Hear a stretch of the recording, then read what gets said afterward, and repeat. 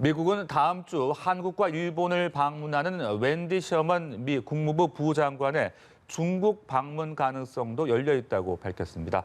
회담에 급을 놓고 기싸움을 벌이는 것으로 알려진 가운데 계속 조율을 하고 있다는 의미인데요. 네, 성사가 된다면 대북 정책에 집중 논의될 전망입니다. 워싱턴에서 이경희 특파원입니다.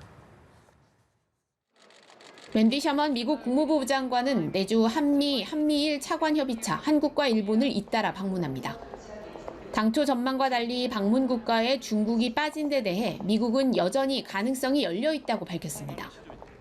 미국의 한 고위 관리는 로이터 통신에 미중이 셔먼 부장관의 방중 문제를 논의 중이라며 일정 막바지에 추가될 가능성이 있다고 말했습니다.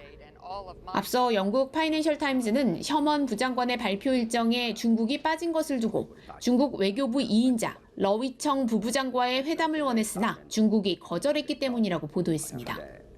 대신 중국은 외교부 5인자 셰펑과의 회동을 제안했고 미국이 이를 받아들이지 않았다는 겁니다.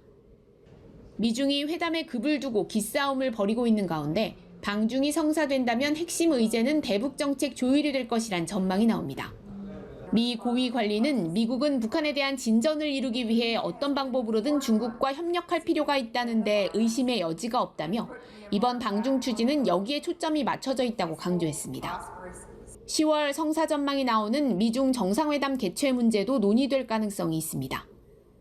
한편 미국은 셔먼 부장관의 방중 일정을 조율하는 중에도 중국에 대한 제재를 추가로 발표했습니다. 중국 홍콩 연락사무소 관료 7명을 제재 대상에 포함시켰고 홍콩 내 미국 기업을 향해서도 사업의 위험성을 경고하는 경보를 발령했습니다.